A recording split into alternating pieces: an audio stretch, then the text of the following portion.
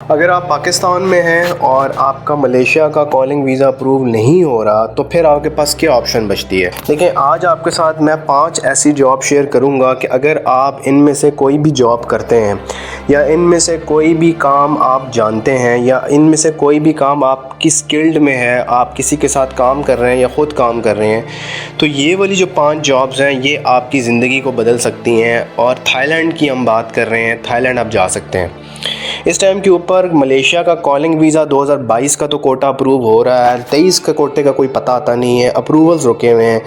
जो लोग पुराने कोटे वाले थे उनको तो वीज़ा मिल रहे हैं, लेकिन नए कोटे वाले को वीज़ा नहीं मिल रहा है। तो फिर हमारे पास क्या ऑप्शन है? हमारे पास पैसे हैं थोड़े, और अगर आपके पास पैसे थोड़े हैं या आप किसी जानने वाले ने मलेशिया के कॉलिंग वीज़ा अप्लाई किया और उसको नहीं मिल रहा, तो उसके पास क्या ऑप्शन है?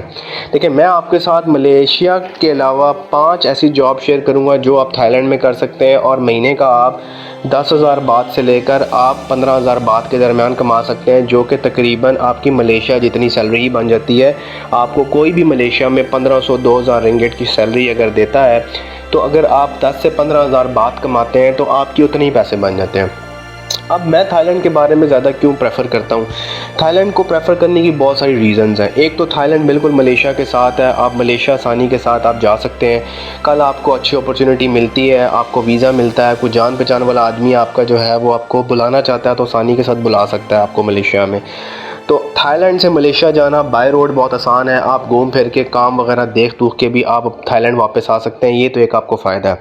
हम बात करते हैं वो 5 जॉब्स ऐसी कौन सी हैं जो अगर आप जानते हैं तो आप थाईलैंड में कामयाब हैं। सबसे पहले हम बात करते हैं होटलिंग इंडस्ट्री में या टूरिस्ट गाइड की। देखें, थाईलैंड के बारे में आपको थोड़ी सी इन्फॉर्मेशन पढ़नी पड़ेगी। आप टूरिस्ट गाइड अगर ऑलरेडी हैं, पाकिस्तान में है, इंडिया में है, तुर्की में है, बांग्लादेश में है, कहीं पे भी आप काम कर रहे हैं, किसी भी नेशनलिटी से आपका ताल्लुक़ है, आप अच्छे टूरिस्ट गाइड हैं, तो आप जो है वो टूरिस्ट गाइड की नौकरी कर सकते हैं थाईलैंड में। अब टूरिस्ट गाइड की नौकरी आपको कैसे मिलेगी? टूरिस्ट गाइड की आपको नौकरी मिलेगी जब आप जो है वो किसी जान पहचान वाले बंदे या जिसके पास होटल वाला बंदा है, पाकिस्तानी है, थाईलैंड में बहुत सारे पाकिस्तानी होटल हैं, उनको टूरिस्ट गाइड की ज़रूरत होती है। उनके पास लोग आके रहते हैं, आप उनके साथ सेटिंग करें, उनका कोई कमीशन सेट करें, उनको कहें यार मुझे स्पॉन्सर करो, मैं आना चाह रहा हूँ। एक तो ये जॉब हो गई। दूसरी सबसे ज़्यादा जो रिक्वायरमेंट है वो इंग्लिश टीचर्स की है।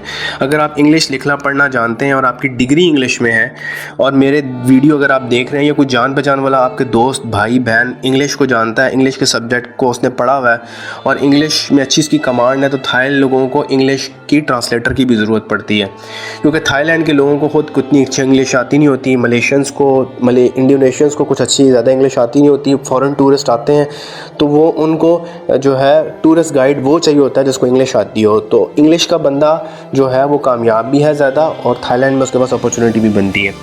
तीसरी जो सबसे ज़्यादा इंपॉर्टेंट जॉब है वो कुक एंड शेफ़ की है। देखिए, थाईलैंड जो है वो पहले भी मैंने बताया होटलिंग इंडस्ट्री बहुत ज़्यादा है। अगर आप ये कह लें कि थाईलैंड की इकॉनमी का 70% या 80% जो इनकम आ रही है, उनको रेवेन्यू आ रहा है, टैक्स की फॉर्म में पैसे आ रहे हैं, वो सारे होटलिंग से आ रहे हैं, उनको टूरिज़म से आ रहे हैं। तो टूरिज़म उनकी वाइड इकॉनमी का हल है जिसके ऊपर उनकी पूरी इकॉनमी चलती है, पूरी इकॉनमी का साइकिल चलता है। ठीक है, उनके पास कोई एग्रीकल्चर नहीं है, उनके पास कोई पेट्रोल नहीं है, उनके पास और कोई फैसिलिटी नहीं है जिसको वो बेच के पैसे कमाएं, तो वो टूरिज़म से ही पैसे कमाते हैं, इस तरह मलेशियन पैसे कमाते हैं।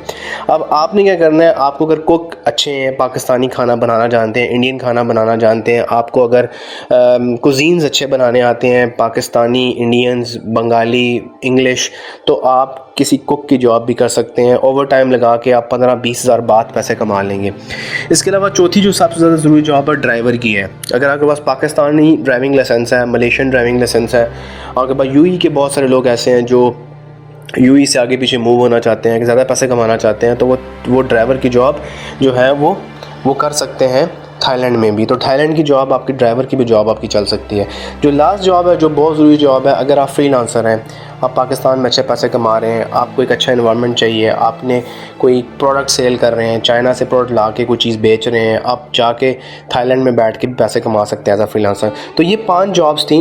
अगर आप मिडिल क्लास हैं, आपके पास पैसे थोड़े हैं, आप नहीं ज़्यादा अफोर्ड कर सकते, लेकिन सैलरी आपकी मलेशिया जितनी बनती है, तो थाईलैंड की इन जॉब्स को चेक करें, अपने तौर के ऊपर भी थोड़ी सी रिसर्च करें। आपको इस तरह की जॉब थाईलैंड में बहुत सारी मिल जाएंगी क्योंकि इनकी रिक्वायरमेंट ज़्यादा है। ठीक है, अगर मेरे चैनल के ऊपर आप पहली दफ़ा आ रहे हैं, मेरे चैनल को लाइक एंड सब्सक्राइब कर लें, बेल आइकन को दबा लें। मिलते हैं जनाब एक नई अपडेट के साथ। अल्लाह हाफ़िज़।